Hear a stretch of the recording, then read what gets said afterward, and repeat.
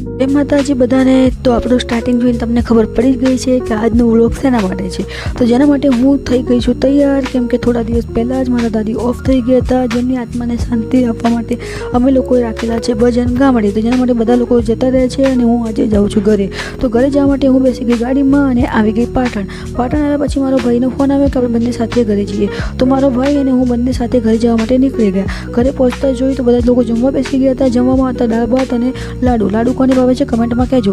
પછી મારા દાદીને photo frame ઉપર મારા પપ્પા અને મારા ફઈ ફૂલ લગાવવા માટે ફૂલ લગાવીને એ લોકોની ફોટો ફ્રેમ બહાર મૂકી બધાને દર્શન કરવા માટે।